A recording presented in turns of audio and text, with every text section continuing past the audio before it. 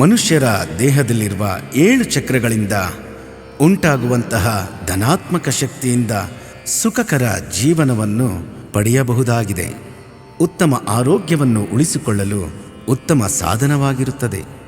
ಚಕ್ರಗಳೆಂದರೆ ನಮ್ಮ ದೇಹದ ಶಕ್ತಿಯ ವಲಯಗಳು. ಭೌತಿಕ ಕಾರ್ಯಗಳು ಹಾಗೂ ಆಂತರಿಕ ಕಾರ್ಯಗಳಿಗೆ ಶಕ್ತಿದಾಯಕವಾಗಿದೆ. ಪ್ರತಿಯೊಬ್ಬರ ಭಾವನೆಗಳು, ಆಲೋಚನಾ ಗುಣಮಟ್ಟ ಮತ್ತು ಜೀವನ ಸಾರವನ್ನು ಪ್ರತಿಬಿಂಬಿಸುತ್ತದೆ.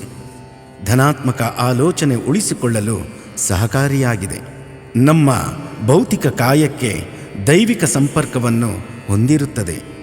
ಇದರಿಂದ ಚೈತನ್ಯ ಶಕ್ತಿ, ಸ್ಫೂರ್ತಿ, ಆತ್ಮವಿಶ್ವಾಸ ಹೆಚ್ಚಾಗುತ್ತದೆ ಹಾಗೂ ಜೀವನವು ಸಂಪೂರ್ಣವಾಗಿ ಆನಂದಮಯವಾಗಿರುತ್ತದೆ.